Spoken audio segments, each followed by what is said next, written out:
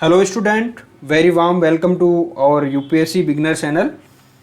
Today we are going to start chapter number 4th of Geography NCERT of class 6th. Those student asking me sir Hindi में पढ़ाओ, sir English में पढ़ाओ. Don't worry, आपको हिंदी में भी अच्छे से समझ में आएगा और इंग्लिश में भी. आपको एनसीईआरटी से रिलेटेड कोई इशू नहीं रहने वाला है कि सर ये समझ में नहीं आया, ये समझ में नहीं आया. ठीक है, थोड़ा सा जो भी डाउट हो या फिर कोई क्वेश्चंस हो वो कमेंट में कमेंट कर दीजिए. मैं जब भी मुझे टाइम मिले मैं पढ़ के आपको रिप्लाई कर दूंगा जो भी आंसर होगा फिजिबल. ठीक है, तो आप हिंदी और इंग्लिश के बारे में मत जाइए. आपको जो कंटेंट प्रोवाइड किया जा रहा है उसके ऊपर आपको समझ में आ रहा है या नहीं आ रहा है. ठीक है ना, ये देखिए. Next, let's start today's session. Today's session is all about maps. What is the map? अब मैप क्या होता है? देखो, ये जो पूरा का पूरा चैप्टर है, ये पूरा का पूरा चैप्टर मैप के अकॉर्डिंग उसके बेस्ट है. तो आपको यहाँ पे पूरी की पूरी जो जानकारी है मैप के बारे में दी जाएगी. ये क्या है, ज्योग्राफी का एक मैप कह सकते हैं, काफ़ी इंपॉर्टेंट पार्ट होता है ज्योग्राफी का. ज्योग्राफी काफ़ी अच्छे से समझ में आ जाए अगर मैप से हम पढ़े. लेकिन अगर मैप ही हमें अपने को बनाना नहीं आए, ड्रॉ करना नहीं आए, ठीक है ना, तो उसके लिए हमें क्या क्या इम्पोर्टेंट टॉपिक्स या फिर ध्यान में रखना है उसके बारे में हम इस पूरे चैप्टर के अंदर डिस्कस करने जा रहे हैं. Let's start with map. Map is a representation और drawing of a earth surface और a part of drawn on a flat surface according to scale. अब मैप के अंदर आपको ध्यान रखना है कि एक स्केल होना बहुत ही ज़रूरी है. अकॉर्डिंग टू स्केल, अगर कोई भी मैप है या फिर कुछ ड्रॉ किया हुआ है, ठीक है ना, अगर वो स्केल के अकॉर्डिंग नहीं है तो वो मैप नहीं है. पहले तो ये आप क्लियर कर दो कि अगर वो स्केल के अकॉर्डिंग नहीं है तो वो मैप नहीं, वो सिर्फ स्केच है. ठीक है ना, वो क्या है, स्केच है. अगर अकॉर्डिंग स्केल के अकॉर्डिंग है, स्केल का मतलब क्या है, एक होता है स्केच. ठीक है, ये क्या होता है, विदाउट स्केल. ये विदाउट स्केल होता है. लेकिन मैप के अंदर, मैप के अंदर स्केल होनी बहुत ही ज़रूरी है. देखिए कैसे. अब मैप होता क्या है, मैप होता है रिप्रेजेंटेशन और ए ड्राइंग. क्या रिप्रेजेंटेशन, किसका रिप्रेजेंटेशन? Earth surface. अब अर्थ के ऊपर जो भी है सरफेस के ऊपर उसका रिप्रेजेंटेशन करना है. ठीक है, उसको ड्रॉ कर दे. आपको बैकग्राउंड के अंदर मैप दिख रहा होगा थोड़ा बहुत. अगर मैं यहाँ ड्रॉ करूँ तो देखो ये कुछ ऐसा दिख रहा है. ठीक है ना, ये क्या है, रिप्रेजेंटेशन ऑफ अर्थ सरफेस. ये दिख रहा है कि आपको बताया जा रहा है कि ये ऐसी अर्थ सरफेस है. ठीक है ना, आपको नॉर्थ में इतना है, साउथ में इतना है. ठीक है ना, तो ये होता है मैप. और एटलस क्या होता है? आपने कभी बार देखा होगा कि एटलस की सर बुक आती है. एक्चुअल में एटलस है क्या? When many maps are put together we get an atlas. Atlas के अंदर क्या होता है, बहुत सारे मैप होते हैं. कैसे? जब बहुत सारे मैपों कह सकते हैं, पॉलिटिकल है, फिजिकल है, ज्योग्राफिकल है, ओके, या फिर वर्ल्ड मैप है, इंडियन मैप है, और कोई स्टेट का मैप है. ठीक है, उन सभी मैप को अगर एक साथ आप टुगेदर कर दीजिए, ठीक है, रिवर सिस्टम से रिलेटेड है, कोई क्लाइमेटोलॉजी से रिलेटेड है, तो उनको एक बुक के अंदर आप अटैच कर देंगे, टुगेदर कर देंगे. ठीक है, तो वो होती है एटलस. वो क्या बन जाती है, एटलस. ओके, अब मैप के बारे में आपको और भी कुछ सीखना है. देखो, मैप के अंदर पता है, मैप के 3 इंटीग्रल पार्ट होते हैं. 3 इंटीग्रल पार्ट क्या क्या होते हैं? देखो, मैप कैसे बनाएंगे? पहली बात तो है डिस्टेंस को मेजर करना. ठीक है, मैं आपको यही बता देता हूँ, डिस्टेंस को मेजर करना है. डिस्टेंस कैसे, कि सर इंडिया की लंबाई कितनी है, इंडिया की चौड़ाई कितनी है, और उसको किस आधार पे हम रिप्रेजेंट करने जा रहे हो. ऐसा नहीं कि आपने लंबाई को तो इतनी बड़ी दिखा दी, ठीक है, इंडिया की लंबाई ये मान लो, ठीक है, और चौड़ाई को इतनी दिखाई और लंबाई इतनी दिखाई, तो ये क्या अच्छे से इंडिया का फॉर्मेशन हुआ? नहीं हुआ. आपको जितनी लंबाई है, जितनी चौड़ाई है, उसको एक रेशियो के अंदर आपको कन्वर्ट करके उस हिसाब से मिनिमाइज करना पड़ेगा, ताकि आपको जो एक्चुअल में लंबाई या फिर चौड़ाई है उसी के अकॉर्डिंग, उसी रेशियो के अंदर मैप के अंदर रिप्रेजेंटेशन हो सके. तो डिस्टेंस का ध्यान रखना है डिस्टेंस को रेशियो के अंदर कन्वर्ट करके आपको रिप्रेजेंट करना है। दूसरे नंबर आपको डायरेक्शन आती है। डायरेक्शन का मतलब कैसे, दिशा। अब मैप के अंदर कश्मीर यहाँ पे और आपने दिखा दिया नीचे, तो क्या वो मैप एक्चुअल में सही मैप है? नहीं, आपको डायरेक्शन का भी ध्यान रखना है। अरुणाचल प्रदेश ईस्ट में और आपने दिखा दिया वेस्ट में, तो ये गलत हो गया, दिस इज गॉन रॉन्ग। तो आपको डायरेक्शन का भी काफ़ी इम्पोर्टेंट ध्यान रखना है। और तीसरा कंपोनेंट क्या होता है, ठीक है, तीसरा कंपोनेंट आपको होगा कि सर, तीसरा कंपोनेंट होने वाला है जैसे कि सिंबल। कैसे सिंबल कैसे, यहाँ पे मान लो नेशनल कैपिटल सिटी दिल्ली है, ठीक है ना, तो आपने कोई स्टार करके दिखा दिया, एक पर्टिकुलर स्टार दिखा दिया कि हाँ नेशनल कैपिटल सिटी दिल्ली है, ठीक है ना।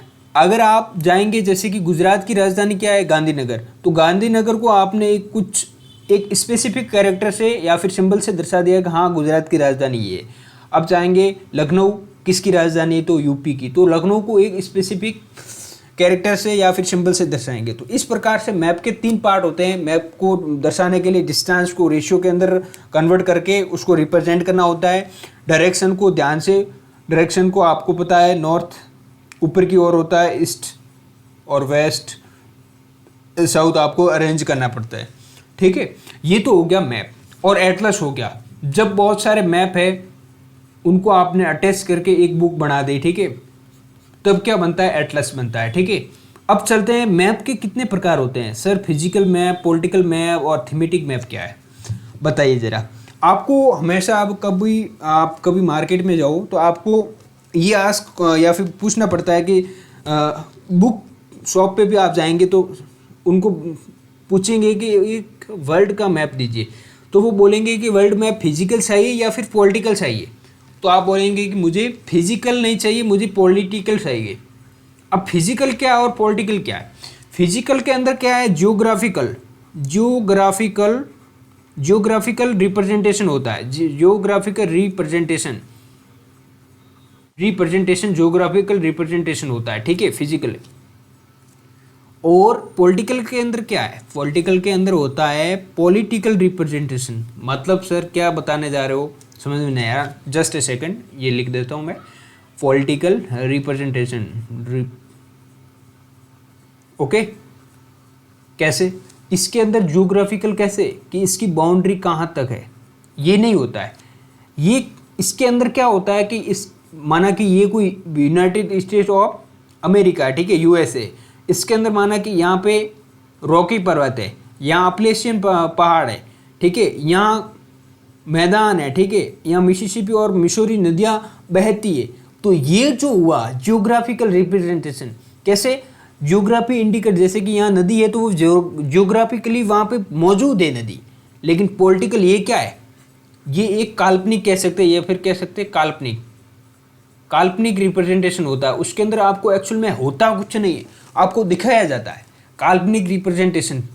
जैसे कि ये पाकिस्तान और इंडिया की बाउंड्री है, ठीक है ना, और ये राजस्थान और माना कि मध्य प्रदेश की बाउंड्री, तो आपको वो काल्पनिक रूप से कह सकते हैं, या फिर ये आर्टिफिशियल मेड कह सकते हैं, या फिर ये पॉलिटिकल सिस्टम को अच्छे से सुचारू रूप से चलाने के लिए ये रिप्रेजेंटेशन होता है। पॉलिटिकल रिप्रेजेंटेशन हो गया और जियोग्राफिकल रिप्रेजेंटेशन आपको समझ में आ गया। जैसे कि इंडिया का अगर मैं थोड़ा सा इंडिया का मैप बना दो, काफ़ी टाइम हो गया है, ठीक है, तो जो भी है थोड़ा बहुत उल्टा सीधा बने तो भी माफ़ करना, जस्ट ए सेकेंड। अबे यार, चलो ये इंडिया अपना, ठीक है। अब कश्मीर है, कश्मीर के अंदर आपको हिमालय एक अच्छा सा एग्जाम्पल है। अब हिमालय को अगर आप दर्शाएंगे तो ये क्या हुआ, फिजिकल मैप हो गया, ठीक है, जियोग्राफिकल इंडिकेशन या फिर रिप्रेजेंटेशन। अब पॉलिटिकल के अंदर आप कश्मीर में क्या दिखाएंगे, कश्मीर में आप दिखाएंगे श्रीनगर, जो इसकी कैपिटल सिटी है, तो आपको ये पॉलिटिकल मैप हो गया, ठीक है। जियोग्राफिकल और पॉलिटिकल मैप में क्या डिफरेंस है, ये आपको मुझे लगता है कि समझ में आ गया होगा। अगर कोई डाउट है तो कमेंट में दीजिए। अब आता है thematic map. Sir thematic map क्या होता है, एक बार आपको मैं डिफिनेशन दिखा देता हूँ। पॉलिटिकल मैप की ये डिफिनेशन है, देख सकते हैं, फिजिकल मैप, पॉलिटिकल मैप और थीमेटिक मैप। थीमेटिक मैप क्या है? Some maps focus on specific information such as road है, मैप है, रोड मैप है, ठीक है, रेनफॉल मैप, अब रोड हो गया मैप, ठीक है, रेनफॉल है, map showing distribution of forest है, इंडस्ट्रीज है, आर नॉन एज थीमेटिक। देखो सिंपल सी बात है, अगर आप इंडिया का कोई मैप बना रहे हो, ठीक है, माना कि कोई इंडिया का आपने मैप बना दिया, ठीक है, और आप उसके अंदर क्या दर्शा रहे हो? आप उसके अंदर दर्शा रहे हो कि भाई यहाँ पे हिमालय तो ठीक है, लेकिन हिमालय के अंदर एक रास्ता जाने वाला, जैसे कि अटल टनल है, अटल टनल यहाँ पे है, ठीक है, यहाँ पे दिल्ली और मुंबई का एक्सप्रेस वे है, यहाँ पे ये मान लो कोई बात नहीं, रोड से रिलेटेड हो गया, यहाँ मान लो कोई अभ्यारण्य है, ठीक है, या फिर वाइल्ड लाइफ सेंचुरी है, वाइल्ड लाइफ सेंचुरी, ठीक है, यहाँ पे कुनो है, ठीक है, जहाँ साउथ अफ्रीका से और नामीबिया से चीते ला के यहाँ पे रिहेबिटेट किया गया है, ठीक है, यहाँ कुन्नो है, यहाँ पे मान लो वो राजस्थान में है, कौन सी शुरू के अंदर ब्लैक बग सेंचुरी, ठीक है।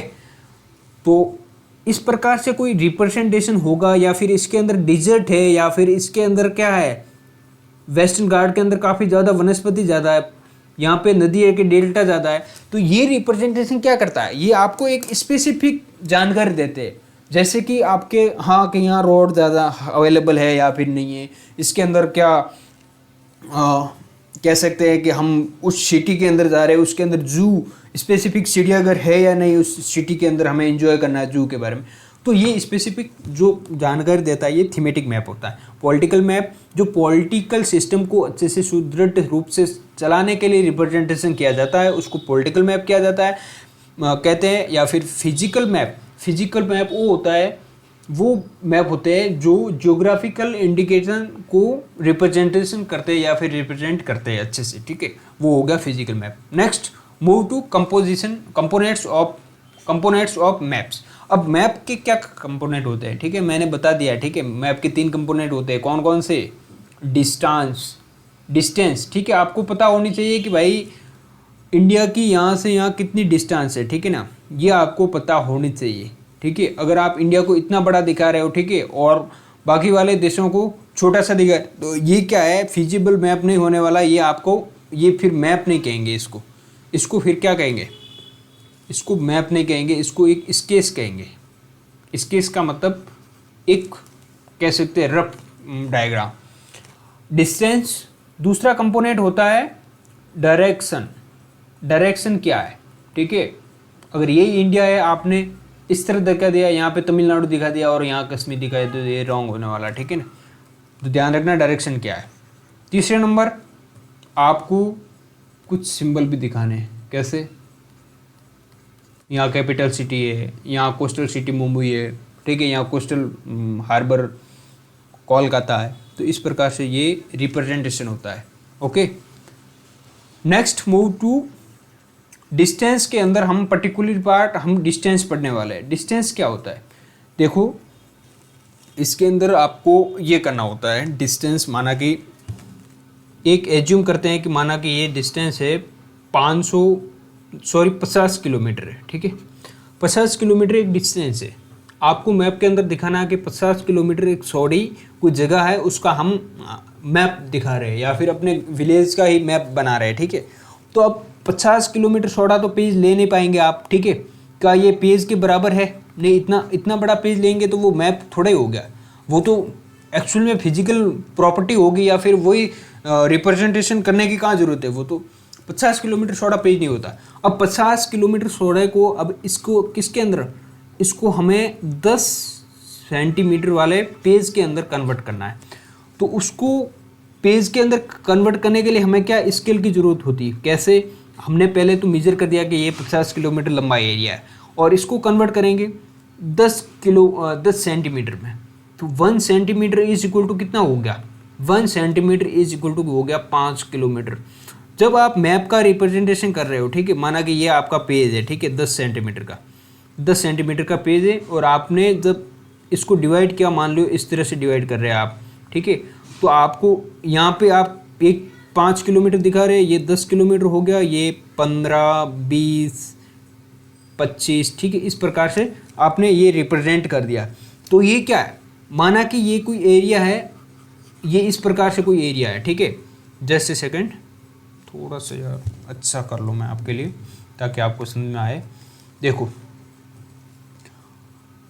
माना कि कोई मैप है, जैसे कि यहाँ पे हॉस्पिटल है, ठीक है, यहाँ पे स्कूल है, यहाँ पे किसी का घर है, यहाँ पे गवर्नमेंट ऑफिस है, ठीक है, यहाँ पे पोस्ट ऑफिस है, ठीक है। आपने ये विलेज का डायग्रामेटिक प्रेजेंटेशन कर दिया और आपको पता चला कि ये इसकी दूरी कितनी 10 किलोमीटर है, ठीक है, इसकी दूरी 5 किलोमीटर है, 15 हो गई, इसकी दूरी 15 किलोमीटर है, ठीक है, और इनकी दूरी टोटल मिला के कितनी हो गई 20, 10, 30 और ये 20 किलोमीटर, ठीक है।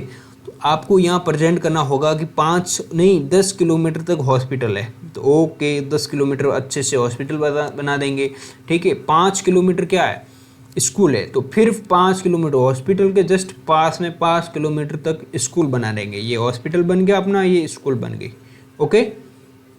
जस्ट ए सेकेंड यार, ये प्रेशन करता है, ये स्कूल बन गई।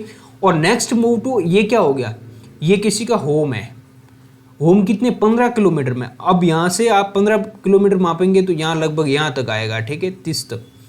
तो ये इतना लंबा हो गया अपना किसी का, माना कि कोई कॉलोनी है, ठीक है।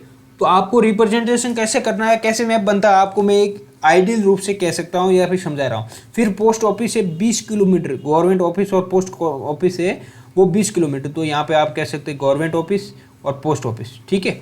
तो इस प्रकार से मैप का क्या है, एक रेशियो के अंदर आपको बांटना है, ठीक है। रेशियो के अंदर कैसे, अब 50 किलोमीटर को हमने 10 सेंटीमीटर बांटा, 1 सेंटीमीटर इज इक्वल टू कितने 5 किलोमीटर हो गए, ओके। तो आप आराम से इस प्रकार से जब स्केल को किसी रेशियो के अंदर, आप स्केल को किसके रेशियो के अंदर आप डिवाइड करके आप रिप्रेजेंटेशन करेंगे तो वो अच्छे से होगा और स्केल बाय स्केल होगा। और आप स्केल के नीचे लिख देंगे, स्केल के नीचे आपने कभी देखा होगा कि कोई भी मैप आप उठाओ, ठीक है, ऑथेंटिक मैप, उसके नीचे स्केल लिखा होगा, उसको आप देखेंगे तो उनको नॉर्थ साइड में लिखा होगा कि 1 centimetre is equal to 500 kilometre, और साउथ साइड में दिखेगा या फिर कह सकते हैं ईस्ट टू वेस्ट साइड में दिखेगा कि 1 centimetre is equal to 100 kilometre, जितना भी है, ओके। अब स्मॉल स्केल मैप, यहाँ पे 2 आपको कैटेगरी देखने को मिलेगी, एक तो स्मॉल स्केल मैप है, एक लार्ज स्केल मैप। अब sir small scale component of map, distance, direction and symbol पढ़ चुके, स्केल के बारे में पढ़ चुके।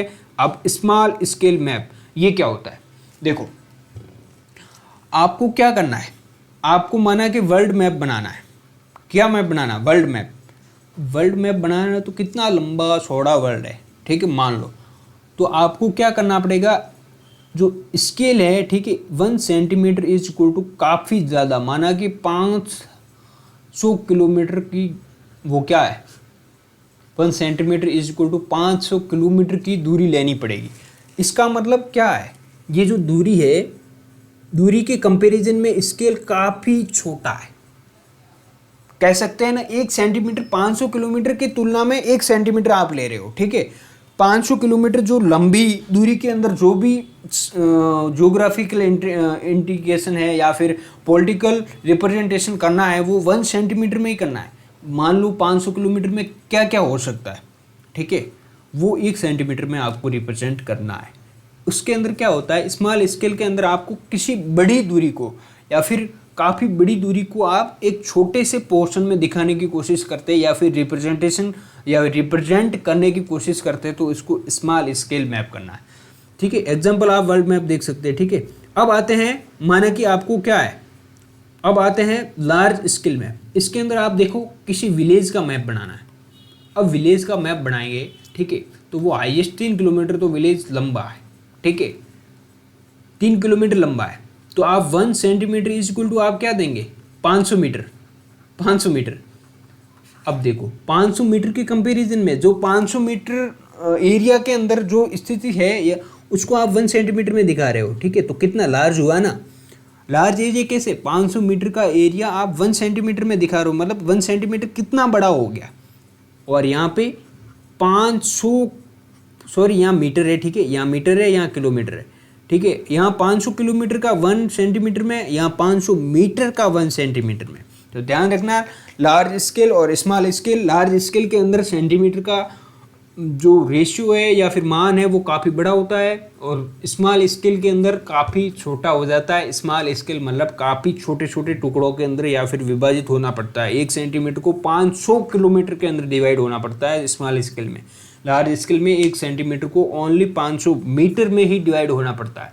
तो आपको, आई होप आपको ये समझ में आया होगा। कंपोनेंट ऑफ मैप के अंदर पहला कंपोनेंट डिस्टेंस, डिस्टेंस आपको स्केल के थ्रू मेजर करना है। स्मॉल स्केल मैप क्या होता है, लार्ज स्केल मैप क्या होता है, आपको समझ में आया होगा। आप अगर एग्जांपल देखना चाहते हैं तो ये वर्ल्ड मैप, आप इसका अच्छे से उदाहरण देख सकते हैं, वर्ल्ड मैप, या फिर किसी कॉन्टिनेंट का मैप देख लो, या फिर किसी कंट्री का मैप देख लो, ठीक है, ये एग्जाम्पल है, ठीक है। इसके अंदर विलेज का मैप है या फिर किसी सिटी का मैप है, ओके। तो these are the some example of large scale and small scale map. Next, move to direction.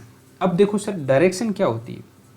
कभी कभार आपने देखा होगा कि अगर डायरेक्शन सही से नहीं बनाई है, अगर डायरेक्शन सही से नहीं बनाई है तो हमें जाना था एक, ये देखो एक स्केच आपके बना हुआ है आपको एक समझाने के लिए। अब कोई बंदा यहाँ चलता है, माना कि मैं विकास हूँ, ठीक है, मैं विकास हूँ। Just a second, pen colour change करूँ ताकि आपको अच्छे से दिखे। मैं विकास हूँ, अब मुझे कहाँ जाना है, मुझे मेरे दोस्त कह रहे हैं कि भाई 3 बजे शाम को आ जाना, हम क्रिकेट खेलेंगे, ठीक है, प्लेग्राउंड में। तो मैं क्या करूँगा, मैं यहाँ से नॉर्थ जाऊँगा, फिर वेस्ट के अंदर, फिर नॉर्थ के अंदर, फिर यहाँ मुड़ूंगा ईस्ट के अंदर, फिर भाई साहब मैं पहुँच जाऊँगा यहाँ से होकर फिर नॉर्थ के अंदर, नॉर्थ के अंदर पहुँचते ही फिर प्लेग्राउंड। कैसे, ये डायरेक्शन दी हुई है कि भाई साहब जब ऊपर की ओर क्या है, नॉर्थ, ऑलरेडी डायरेक्शन दी हुई है।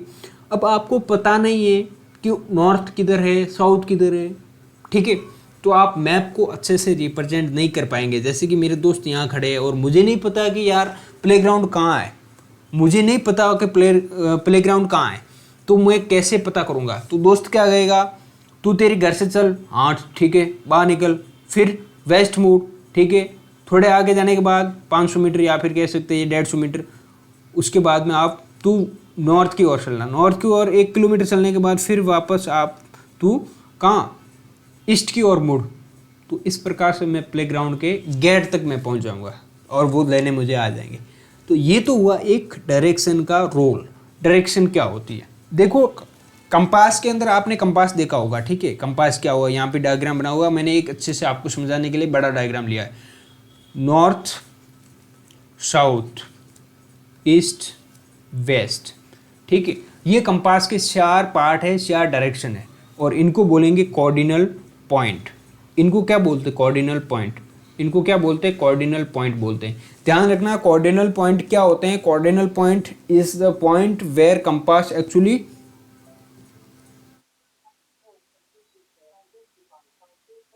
कंपोनेंट्स, वो कंपोनेंट्स होते हैं या कार्डिनल पॉइंट्स वो पॉइंट्स होते हैं जो एक्चुअल में डायरेक्शन को रिप्रेजेंट करते हैं।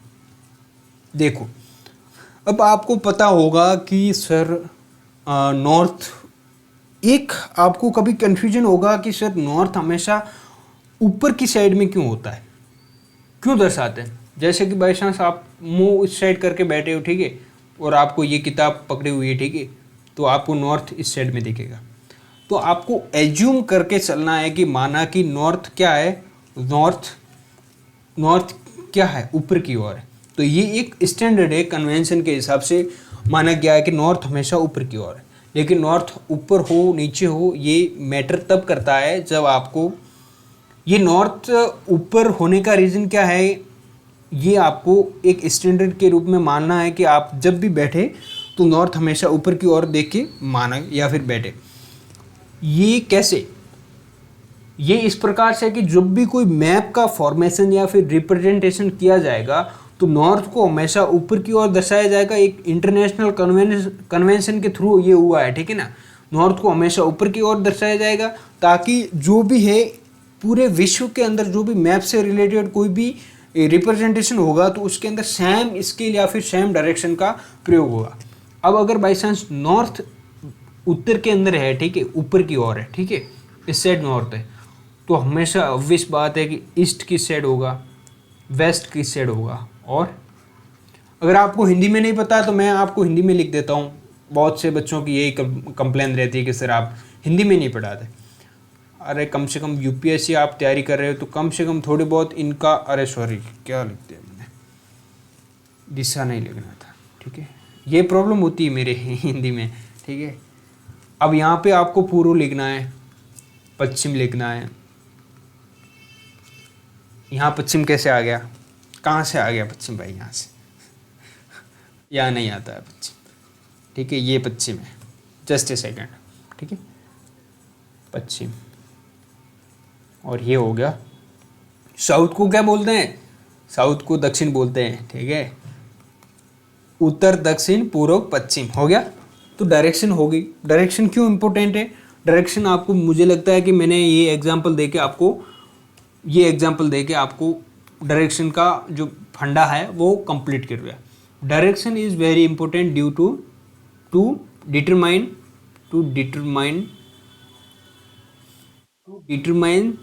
द एक्चुअल पोजीशन ऑफ, अगर आपको लिखना है इसके बारे में तो आप लिख सकते हैं एक्चुअल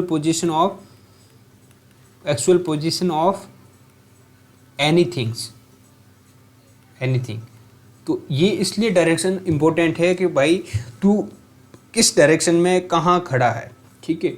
अब ये तो हो गया डायरेक्शन, होगी आपको नॉर्थ वेस्ट ईस्ट साउथ, ठीक है, ये होगी डायरेक्शन।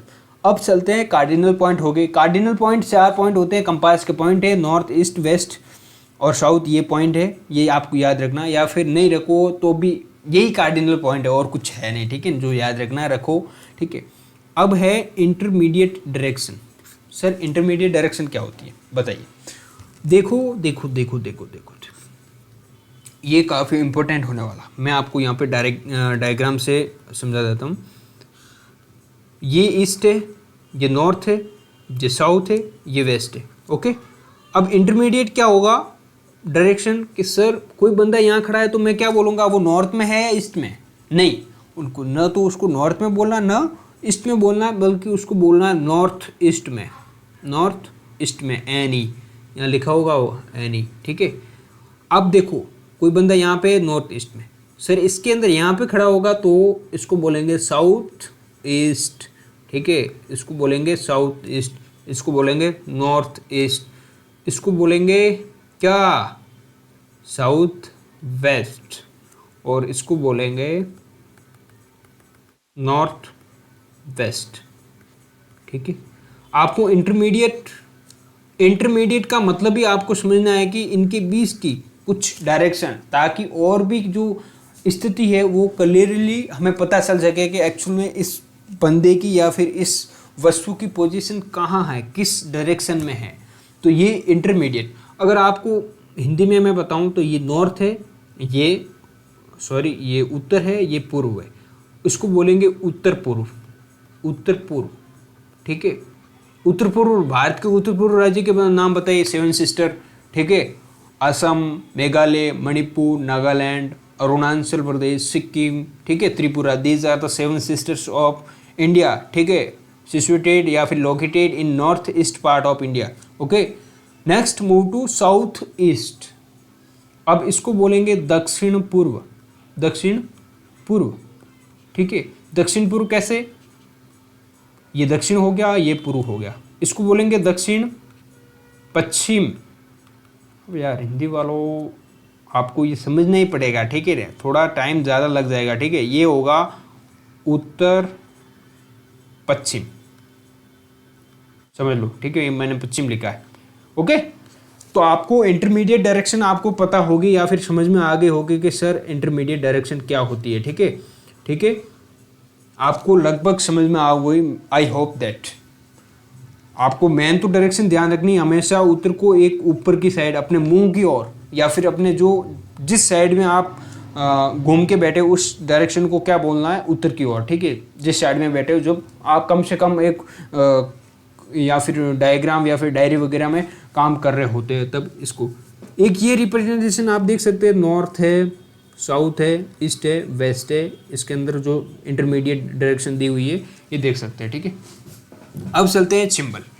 सर आपने बताया कि सिंबल होते हैं, ठीक है, वो काफ़ी इम्पोर्टेंट भी होते हैं किसी, जैसे कि आपने देखा होगा कि हॉस्पिटल बना हुआ है, ठीक है, तो हॉस्पिटल के ऊपर कुछ ऐसा नज़र आ जाएगा, ठीक है, तो आप समझ जाएंगे कि सर हाँ यहाँ पे हॉस्पिटल है, ठीक है, आप समझ जाएंगे मुझे लगता है। क्यों समझने, इसका रीज़न क्या है कि आपको ये दिखाया गया या आपके माइंड में ये फिट किया गया है कि yes bro this is the symbol of hospital, ठीक है, this is the symbol of hospital. अगर आप इसी तरह किसी और सिंबल का यूज़ करते हैं मैप को रिप्रेजेंट करने के लिए, तो वो सिंबल कौन कौन से हैं, किस प्रकार इसका यूज़ होता है, वो हो सकते हैं रोड के सिंबल हो सकते हैं, रेलवे हो सकता है, रोड्स हो सकते हैं, ठीक है, बाउंड्री हो सकती है, इंडिया चाइना की बाउंड्री, इंडिया पाकिस्तान की बाउंड्री, या फिर दिल्ली और यूपी की बाउंड्री, कह सकते हैं वेस्ट बंगाल और झारखंड की बाउंड्री। ओके, तो इस प्रकार से हम कहेंगे कि ये सिंबल काफ़ी इम्पोर्टेंट है, ठीक है। तो सिंबल, थोड़ा सा आप सिंबल के बारे में पढ़ेंगे तो it is the third important component of map. It is not possible to draw on a map the actual shape of size of different features such as building, roads, bridges, trees, railways, line or well, ठीक है। ये symbol कब important होंगे भाई साहब, आपने सिर्फ hospital इतनी बड़ी जगह थी साहब, इसको आप ओनली प्लस के चिन्ह से दर्शा दिया और आप समझ गए कि हाँ हॉस्पिटल है यहाँ। अब आप कहीं रेलवे जा रहे हैं तो रेलवे ट्रैक ये बना दिया, आपको समझ में आ गया कि हाँ ये रेलवे ट्रैक है, ठीक है, आपको समझ में आ गया, ठीक है। अब आपने रोड का बना दिया, ठीक है, ब्रिज का बना दिया, आपने थोड़ा सा सिंबल बना दिया।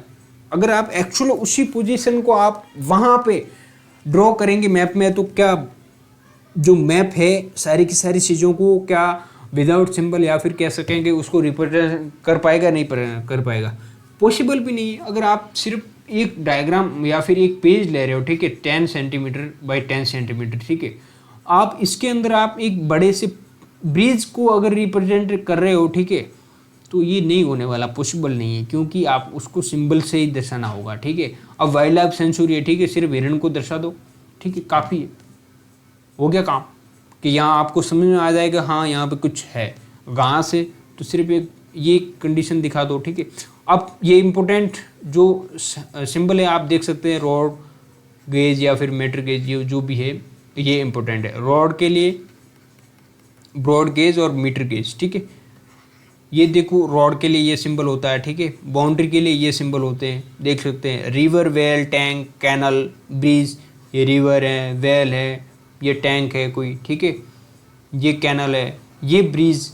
अब ब्रिज का आपने दिखा दिया कुछ ऐसा, ठीक है, हो गया काम तमाम। काम तमाम का मतलब समझ जाओगे यहाँ ब्रिज है, ठीक है ना। टेम्पल, अब टेम्पल का ये दिखा दिया, आप समझ गए कि हाँ टेम्पल है, ये चर्च है, ठीक है, या मॉस्क्यू है, या फिर यहाँ पे छतरी है, ठीक है। तो आपको समझ में आ गया कि हाँ कुछ न कुछ सिंबल का काफ़ी इंपॉर्टेंट है मैप को रिप्रेजेंट करने में। मैप एक्चुअल में है क्या? मैप किसी भी ज्योग्राफी या फिर भौगोलिक स्थिति का एक छोटे से भाग में रिप्रेजेंट करना कि हाँ एक्चुअल में किस साइड में कौन स्थित है, क्या क्या अवेलेबल है, ठीक है। अब देखो गवर्नमेंट ऑफिस से रिलेटेड कुछ सिंबल है, ठीक है, कहाँ हो गया, ये देखो पोस्ट ऑफिस है, ठीक है, पुलिस स्टेशन है, ठीक है, देख सकते हैं आप, सेटलमेंट या फिर कह सकते हैं यहाँ पे घर वगैरह बने हुए। तो these are the some important symbols, काफ़ी इंपॉर्टेंट सिंबल्स आपको पता होगा। आप मैप को अगर रीड करते हो या फिर देखते हो तो आपको ध्यान रखना है कि कम से कम सिंबल का ध्यान रहे कि एक्चुअल में इस सिंबल से हमें क्या जानकारी मिलती है, क्या नहीं मिलती है। अब कन्वेंशनल सिंबल, कन्वेंशनल सिंबल का मतलब क्या हुआ कि एक सिंबल, जस्ट सेकंड में आपको definition, symbol adopted bye convention on international level. कैसे? देखो इंटरनेशनल लेवल, अब इंटरनेशनल लेवल मतलब सारे विश्व के प्रतिनिधि, ये इंडिया का, यूएसए का, चाइना का, रशिया का, जापान का, फ्रांस का, जो भी है रिप्रेजेंटेटिव, जो भी जितने कंट्री है उनके बैठे और उन्होंने मिलके ये बात बताई कि देखो हॉस्पिटल को हमें इस तरह दर्शाना है, ठीक है, और किसी माना कि कोई पार्किंग को इस तरह दर्शाना है या फिर स्कूल को इस तरह दर्शाना है, ठीक है। इस प्रकार से उन्होंने सिंबल बनाए। तो कन्वेंशन मतलब कन्वेंशन के थ्रू एडॉप्ट किए गए सिंबल है, उनको आप पूरे वर्ल्ड के अंदर या फिर कहीं भी जाएंगे तो आपको सेम कंडीशन में दिखाए जाएंगे, ठीक है। आपके उसके अंदर फेरबदल नहीं किया जाएगा, ठीक है। रोड को रोड की तरह दिखाया जाएगा, ठीक है। तो वो क्या है, पूरे विश्व को या फिर ग्लोबलाइजेशन कैसे कहते हैं, ग्लोबलाइजेशन, उसके थ्रू ये हुआ है, ठीक है। कन्वेंशन के थ्रू सिंबल को एडॉप्ट किए हुए, ठीक है। Okay, next move to various colour are used for same purpose. For example, generally blue is used for showing water body. अब ब्लू दिख रहा है आपको तो वाटर बॉडी दिखेगी, ठीक है। ब्राउन फॉर माउंटेन, अगर ब्राउन कलर कहीं दिख रहा है, ठीक है, ब्राउन कलर, ठीक है, तो वो आपको समझना है कि यहाँ पे माउंटेन। येलो कलर है plateau, green colour is used for plant, ठीक है। इस प्रकार से कलर का भी रिप्रेजेंटेशन हुआ है, ठीक है। तो ये काफ़ी इम्पोर्टेंट है आपको समझने के लिए कि सर मैप किस तरह इम्पोर्टेंट है। देखो यहाँ पे आपको एक स्केच खींचा हुआ है या फिर दर्शाया हुआ है, इसके अंदर स्केल नहीं रुकी, या Surenpur village and its surrounded area. आपको मंदिर दिख रहा, आपको पता चल गया है। अगर मंदिर का इतना बड़ा ढांचा बनाने जाते तो क्या एक्चुअल में हो पाता, पॉसिबल हो पाता कि यहाँ मंदिर ड्रॉ कर पाते? नहीं, लेकिन इन्होंने सिंबल के थ्रू दर्शा दिया कि हाँ मंदिर है, और इसको रिवर को भी दर्शा दिया, ठीक है, अच्छे से। जस्ट सेकेंड, थोड़ा सा, 1 मिनट। ओके, समझ में आ रहा है। यहाँ सेटलमेंट आपको दिखा रहा है कि यहाँ घर है या फिर बने हुए, ठीक है। ये मॉस्क्यू है या फिर चर्च कह सकते, जो भी है। वसंतपुर नाम की कॉलोनी यहाँ पे, ये पेड़ पौधे लगे हुए, ठीक है। ये रेलवे लाइन जा रही है, ये रोड जा रही है, ठीक है। तो आपको ये नॉर्थ साइड में आपको ये समझ में आ रहा है कि कम से कम कुछ मैप का काफ़ी इम्पोर्टेंट है, जैसे कि स्कूल है यहाँ पे, ठीक है, या कुछ ये कुछ इम्पोर्टेंट सिंबल है, ठीक है, और ये कुछ छतरी है। तो इस प्रकार से आपको समझ में आ रहा है कि एक्चुअल में रिप्रेजेंटेशन कैसे होता है, सिंबल के थ्रू, डायरेक्शन के थ्रू, और पहले नंबर हमने देखा था डिस्टेंस के थ्रू। अगर आप मंदिर को डिस्टेंस अच्छे से कवर नहीं करके यहाँ बना देते, ठीक है, माना कि मैं बना रहा हूँ मंदिर, ठीक है, 1 मिनट, जस्ट ए सेकेंड, मंदिर बना ही देता हूँ यार। ये माना कि मंदिर मैंने बना लिया, ठीक है।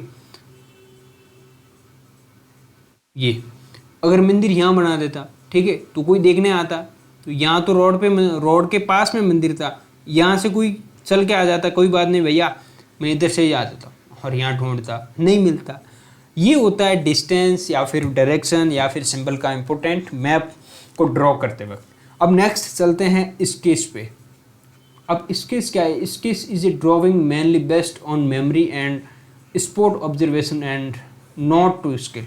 अब मैंने पहले ही बताया था, अगर कोई आपने रैंडम आपने आकृति बनाई है, ठीक है, यहाँ स्कूल है, ठीक है, यहाँ हॉस्पिटल है, यहाँ कुछ और मेडिकल वगैरह है, यहाँ पे आपको गार्डन है, ठीक है, आपने ये बना दी, रैंडम बना ली, ठीक है, तो आप वो क्या है, स्किल पैमाने के आधार पर आप नहीं कह रहे कि 500 मीटर है यहाँ पे या फिर 200 मीटर ये दूरी है, आप एक रैंडम बना रहे, आपने ऑब्जर्वेशन किया कि हाँ ऐसा कुछ दिख रहा है, आपने ये बना दिया, तो वो होता है स्केच, ठीक है।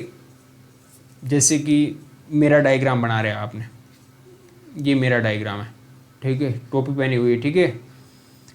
तो आपको एक्चुअल में जो देखा ऑब्जर्वेशन, आपने मेरे जो ईयर का मेजरमेंट नहीं किया था, मेरी आंखों का मेजरमेंट नहीं किया था कि मेरी आंखें कितनी बड़ी है कितनी छोटी, आपने एक थोड़ा सा जो भी आपको दिखा उस हिसाब से आपने ड्रॉ कर दिया एक अनुमान के हिसाब से।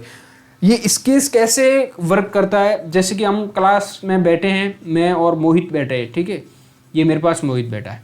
अब मोहित को बताऊंगा कि कल मेरे घर आ जाना, मेरा बर्थडे पार्टी है, तो मोहित कहेंगे सर अरे भाई देखो मुझे तो आपके घर का रास्ता भी नहीं पता, तो मैं क्या करूँगा, एक पेज लूँगा, देखो स्कूल से इस साइड जाना है, यहाँ पे पोस्ट ऑफिस से उस साइड जाना है, यहाँ पे पॉन्ड है, पॉन्ड के पास से होके पतली गली से निकलते हुए आपको यहाँ पे आना है, ठीक है, और यहाँ पे एक मॉल है, मॉल के पीछे वाली गली के अंदर मेरा घर है 3रे नंबर। तो मैंने क्या एक नॉर्मल सा उसको रिप्रेजेंट करके मैंने बता दिया कि हाँ ऐसा कुछ है, इस तरह से तो आ जाना, ठीक है।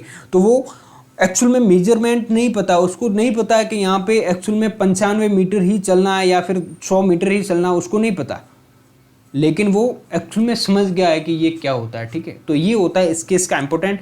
अब प्लान के ऊपर आते हैं। Is a drawing of A small area on the large scale. कैसे, देखो अब प्लान क्या है, आपको एक बिल्डिंग बनाने वाला है, ठीक है। आपके पापा ने सोचा कि अब नई बिल्डिंग बना दे, ठीक है, पैसे वैसे काफ़ी पड़े हैं, ठीक है, बना ही दे, ठीक है। तो आपने क्या, एक स्मॉल एरिया का मतलब अच्छे से प्लान किया है, एक डायग्राम बनाया है कि हाँ यहाँ पे किचन होना चाहिए, ठीक है, यहाँ किचन है, ठीक है, बेडरूम है, यहाँ पे डाइनिंग हॉल है, ड्राइंग हॉल है, ठीक है, जो भी बना दिया, ठीक है। यहाँ पर बाथरूम एंड टेब है, और आपने थोड़ा सा और बढ़ा दिया, और यहाँ पे कार की पार्किंग है, और यहाँ पे थोड़ी बहुत बालकनी वगैरह, ठीक है, ठीक है, मान लिया आपने बना दिया।